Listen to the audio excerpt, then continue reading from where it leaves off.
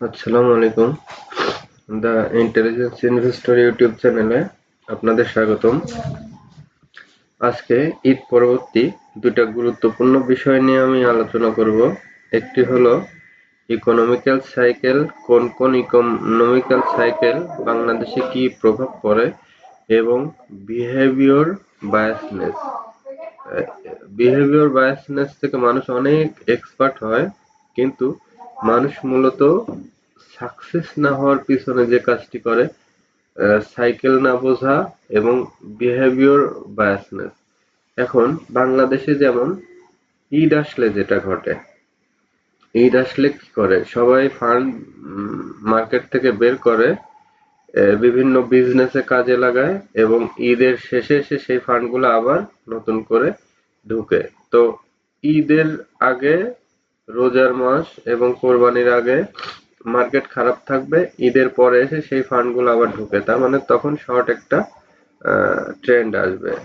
তারপর June closing এর একটা ব্যাপার আছে, যেখানে জুন ক্লোজিং এ বড় বড় ইনভেস্টরদের অ্যাডজাস্টমেন্ট থাকে, ন্যাব ভালো দেখানো, পোর্টফোলিও উইন্ডো ড্রেসিং করে ভালো অবস্থায় রাখা, এই যে জিনিসগুলোর কারণে আবার বাজেট থাকে জুলাইয়ে, এগুলা প্রভাব পড়ে। বিভিন্ন সাইকেল থাকে, যেমন রেমিটেন্স, তারপরে মাসের স্যালারি পাওয়ার একটা সাইকেল থাকে, দেখবেন যে সবসময় মাসের শেষের দিকে গিয়ে মার্কেট একটু টার্ন হচ্ছে বা ইয়ে হচ্ছে, অ্যাডজাস্টমেন্টের কারণে অনেক সময় পড়ে যায়।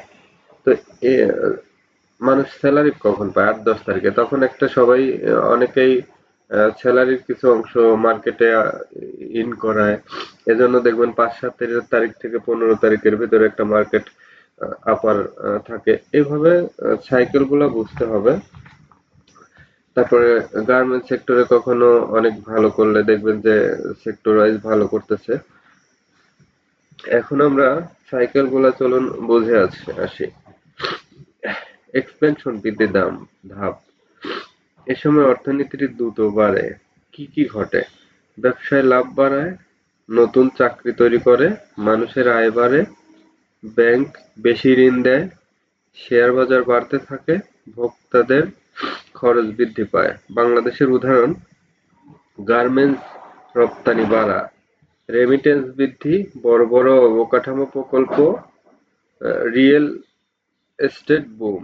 এই কয়টা কারণ ঘটলে স্টক মার্কেট ভালো হবে এবং ভালো প্রভাব পড়ে। গার্মেন্টস রপ্তানি বাড়া, রেমিটেন্স বৃদ্ধি, বড় বড় অবকাঠামো প্রকল্প, রিয়েল এস্টেট বুম। শেয়ার বাজারে bank, cement, engineering, textile sector সাধারণত ভালো পারফর্ম করে।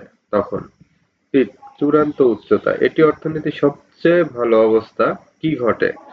সবকিছুর দাম বাড়ে, ইনফ্লেশন বেশি হয়, মানুষ অতিরিক্ত ঋণ নেয়, বাজারে অতিরিক্ত আশা তৈরি হয়। এই সময় বাবল তৈরি হতে পারে। বাংলাদেশের লক্ষণ: ডলারের চাপ, ইনফ্লেশন, হাই ইনফ্লেশন, ব্যাংকে লিকুইডিটি সংকট, অতিরিক্ত ইম্পোর্ট। এ কটা কারণ দেখলে ভেবে নেবেন বাবল তৈরি হয়েছে। রিসিজম: অনেক সময় মন্দা অর্থনীতি মন্দার সময় ধীর হয়ে যায়।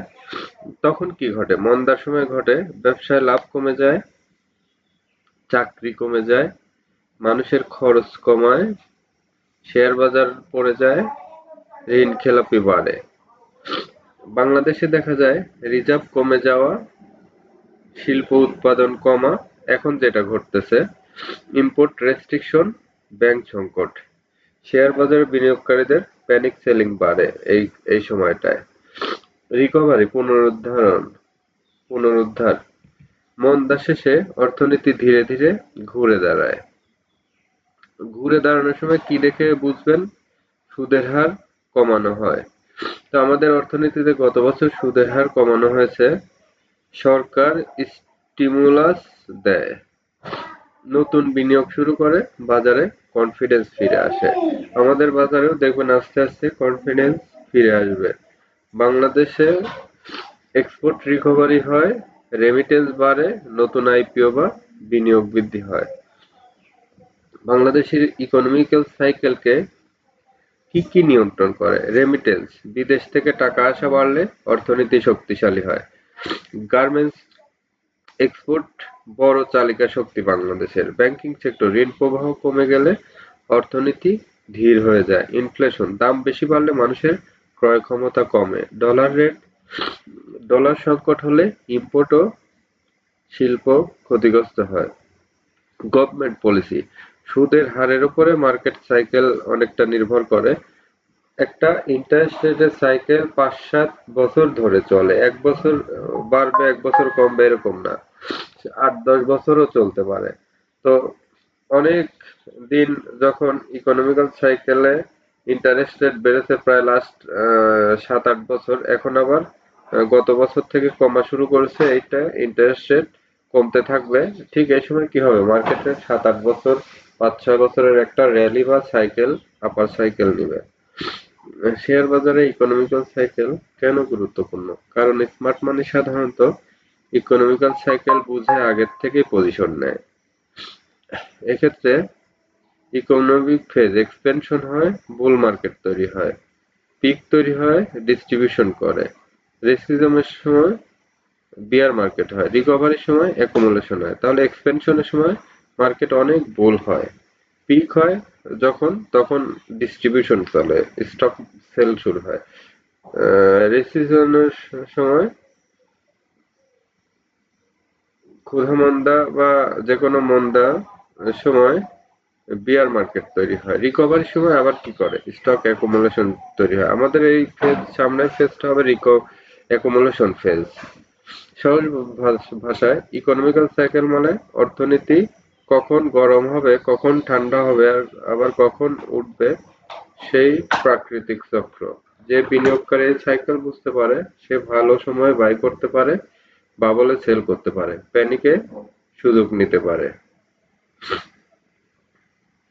বাংলাদেশের মার্কেট শুধু ইকোনমিক্যাল সাইকেল না, সিজনাল সাইকেলও অনেক গুরুত্বপূর্ণ। বিশেষ করে ঈদুল আজহা বা ঈদের সময় শেয়ার বাজার আলাদা আচরণ করে। আপনি যেটা বলছেন Eid, June closing, seasonal cycle, যেগুলা বিষয়ে ধারণা দিলাম, এটা মূলত market liquidity, investor psychology, institutional activity এর কম্বিনেশন।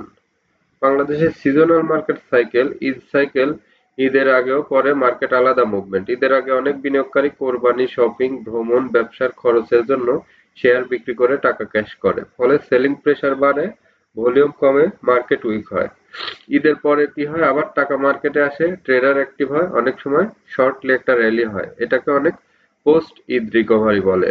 জুন ক্লোজিং, বাংলাদেশে অনেক financial institute half yearly closing, portfolio adjustment, NAV management জুনে হয়। এজন্য কি হয়? উইন্ডো ড্রেসিং করে। ফান্ড ম্যানেজাররা ভালো শেয়ার ধরে রাখে পোর্টফোলিওটা সুন্দর দেখানোর জন্য। কারণ তাদের ব্যালেন্স শিট এবং কোম্পানির প্রোফাইলে এটা ক্লোজিং শেয়ার দেখানো হয়। উইক শেয়ার সেল অফ, খারাপ শেয়ার বিক্রি করে ব্যালেন্স শিট ক্লিন করে।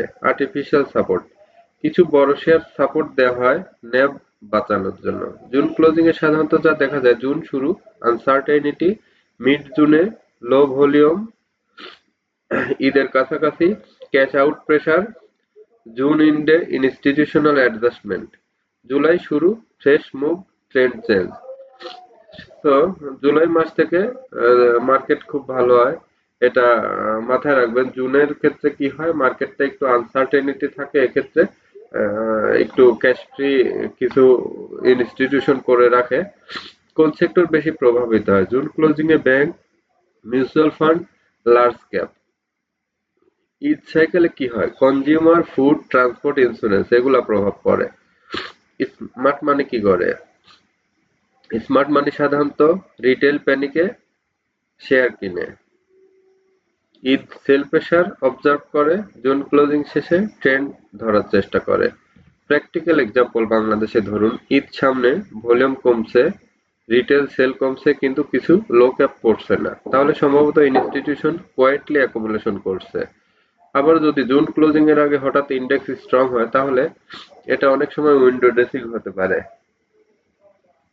মানে কোম্পানি তার স্টেটমেন্ট ভালো দেখানোর জন্য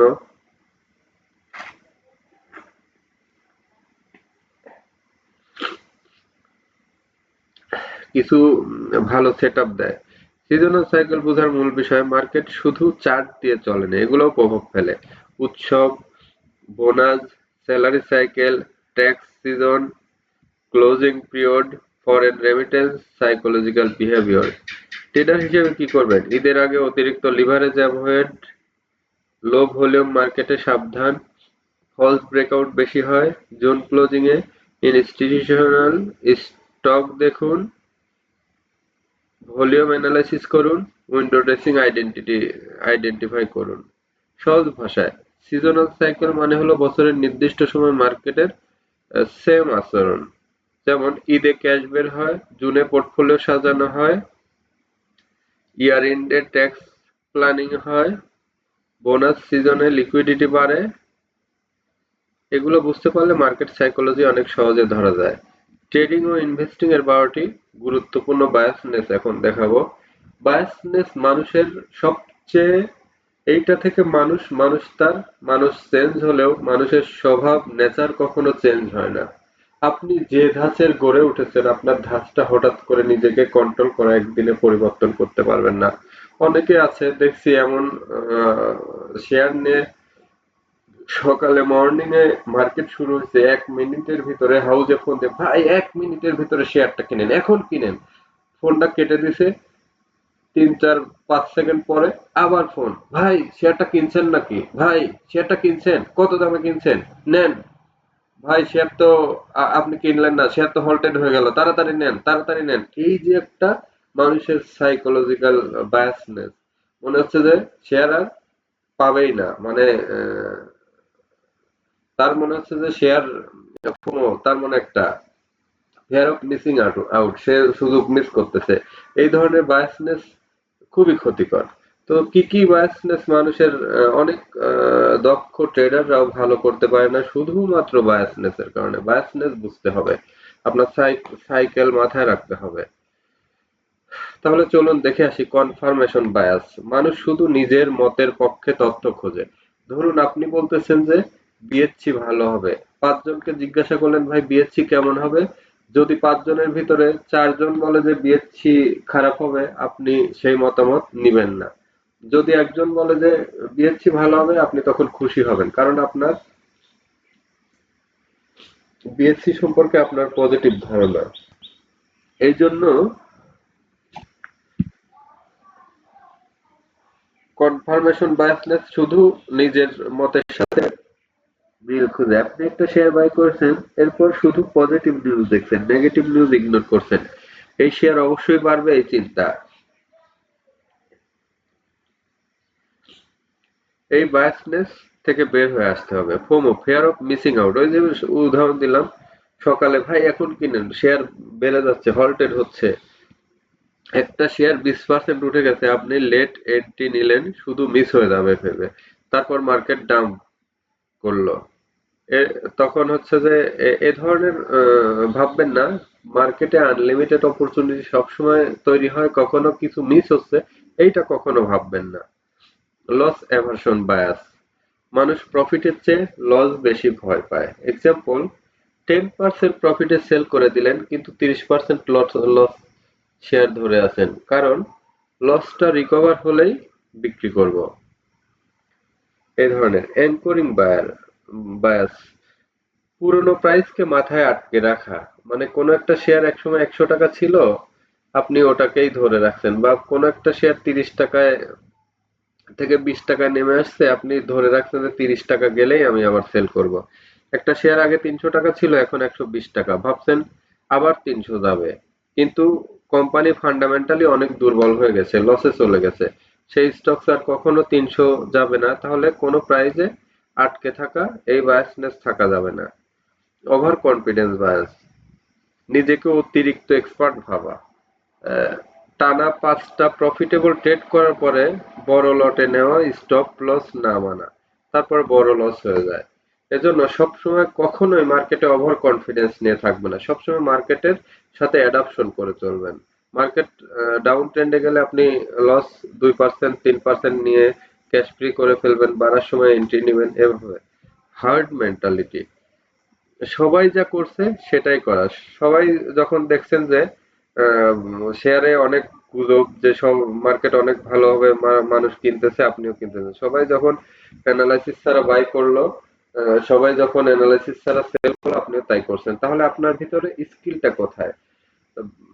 ওয়ারেন বাফেট একটা কথা বলেছে, সবাই যখন লোভী তখন আমি ভয় পাই, সবাই যখন ভয় পায় তখন আমি কিনি। তাইলে সবাই যা করছে সেটা দেখে আহ, সিদ্ধান্ত নেওয়া যাবে না। আপনার সিদ্ধান্ত নিতে হবে মার্কেট আসলে কি করতে পারে, আপনার সাইকোলজি, আপনার স্কিল কি বলে।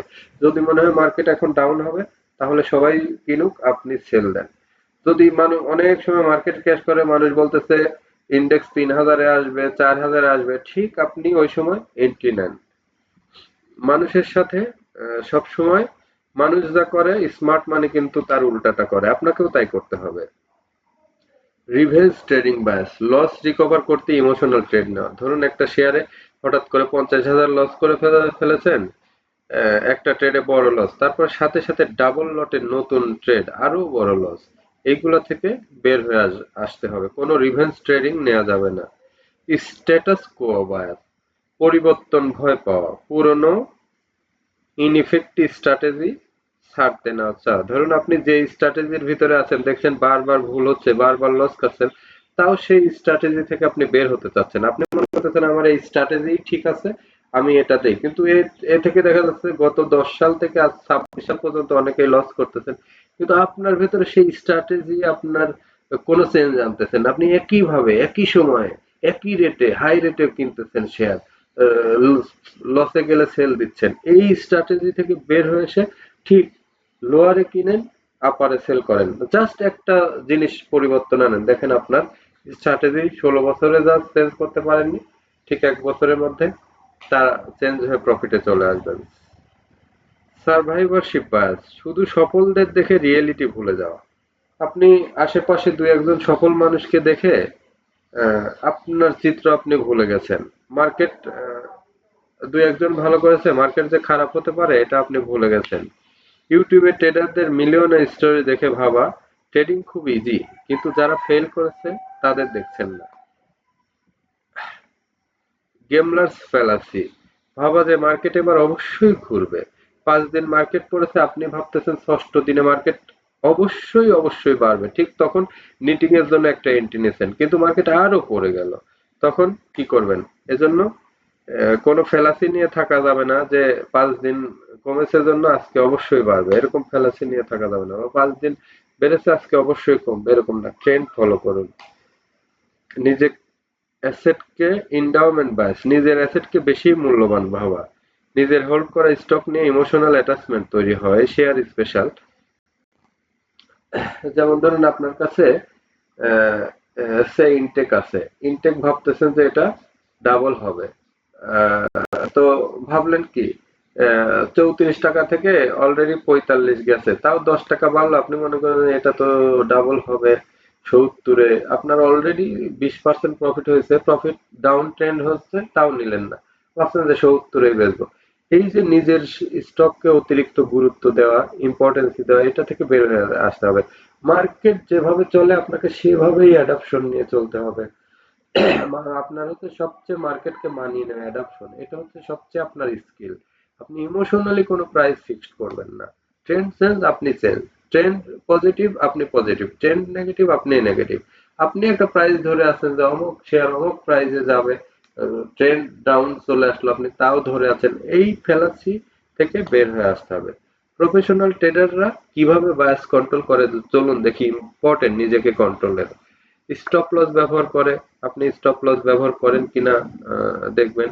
ট্রেডিং জার্নাল রাখে, মানে কোন শেয়ারে কখন কি কারণে কিনেছেন, কোনটা আপনার ভুল হচ্ছে, কোনটা রাইট ডিসিশন হলো, কেন ভুল হলো, কোন জায়গায় ভুল করলেন, এগুলো সব জার্নাল রাখতে হবে। রুলস ফলো করে ওরা, রুলস এর বাইরে যায় না। সবসময় ইমোশন দিয়ে ট্রেড নেয় না। রিস্ক ম্যানেজমেন্ট মানে ডাটা দেখে সিদ্ধান্ত নেয়, হঠাৎ করে কোনো ইমোশনালি কোনো সিদ্ধান্ত নেয় না। সবচেয়ে ডেঞ্জারাস বায়াস কোনগুলা? FOMO, fear of missing out. ওই যে বললাম সকালে উঠেই হল্টেড হবে, হল্টেড হবে বলে 7% উপরে কিনেছেন, একটু 15 মিনিট যাওয়ার পরে দেখবেন সবচেয়ে প্রথম 15 মিনিট স্কিল ট্রেডাররা সবসময় অ্যাভয়েড করে। আর ক্রেজি ট্রেডাররা দেখবেন মার্কেট স্টার্ট হওয়ার 1 মিনিটের ভিতরে ট্রেডারকে ফোন দিয়ে ভাই এখন শেয়ারটা কিনেন, 7% বেড়ে আছে, ধুম করে মনে করবে ভল্টেড হবে, পরে দেখা যাচ্ছে 7%-এর জায়গায় দিন শেষে রেড 1-2% কমে আছে, ওই দিন কেনার সাথে সাথে 8-9% নাই। এই ফোমো সবচেয়ে রিস্কি। রিভেঞ্জ ট্রেডিং, এই যে শেয়ারে 50,000 লস খাইছেন, ওই শেয়ারটা ডাউন ট্রেন্ডে আবার ডাবল কিনছেন। 100 টাকার শেয়ার 80 হয়েছে, 80-তে আবার ডাবল কিনলেন, দেখা গেলো 60 টাকা চলে আসছে, তার মানে 3 গুণ শেয়ার নিয়ে আপনি আরো লস খাইলেন 1.5 লাখ টাকা। এই রিভেঞ্জ ট্রেডিং থেকে বের হয়ে আসতে হবে। ওভার কনফিডেন্স, ওই যে ইনটেক দিয়ে উদাহরণ দিলাম, 34 টাকা শেয়ার হয়েছে 44 টাকা, আপনি ওভার কনফিডেন্স এটা ডাবল হবে, প্রফিট নিলেন না, আবার ওটা 34-এ চলে আসলো, মাঝখান থেকে 6 মাস 1 বছর নষ্ট করলেন। লস অ্যাভারশন, লস অ্যাভারশন হলো আপনি লস অ্যাভারশন আর হিয়ার্ড মেন্টালিটি। ওই যে হিয়ার্ড মেন্টালিটি, সবাই যা করছে আপনিও তাই করছেন, এই হচ্ছে এই বায়াসটা খুব ক্ষতিকর। আর লস অ্যাভারশন, মানুষ লসকে খুব ভয় পায় প্রফিটের চেয়ে, আপনিও খুব ভয় পাচ্ছেন, সেক্ষেত্রে অনেক এলোমেলো সিদ্ধান্ত নিচ্ছেন। আপনি সবসময় মানসিকভাবে শান্ত থাকবেন। তো মার্কেট সাইকোলজির মূল কথা হচ্ছে মার্কেটকে হারানো কঠিন না, নিজের ইমোশনকে হারানো কঠিন। তাই সকল ট্রেডাররা ফেল ট্রেডারের সবচেয়ে বড় পার্থক্য স্ট্র্যাটেজি না সাইকোলজি। তাই আপনার ভিতরে আমার ভিতরে চলুন আজ থেকে সাইকোলজিকে চেঞ্জ করি। বিহেভিয়ার, বায়াসনেস এবং সাইকোলজি, এটা আপনাকে পরিবর্তন করবে। আপনি শুধু অনেক কিছু জানেন কিন্তু কখনোই কিছু মানেন না, এইটা হবে না, আপনাকে জানতেও হবে, মানতে হবে, তাহলে আপনি হবেন সেরা ফান্ড ম্যানেজার। শেয়ার বাজার প্রতিদিনের সেরা ফান্ড ম্যানেজার হলে প্রতিটা ভিডিও দেখুন, প্রতিটা ভিডিও লাইক কমেন্ট শেয়ার করে সাবস্ক্রাইব করে অল বেল আইকনটি বাজিয়ে দিন। আমাদের ইউটিউব চ্যানেলের ভিডিও আপনাকে পরিবর্তন করে দিবে ইনশাল্লাহ। সবাই ভালো থাকবেন। আজকের ভিডিও এ পর্যন্তই। আল্লাহ হাফেজ। ঈদ মোবারক।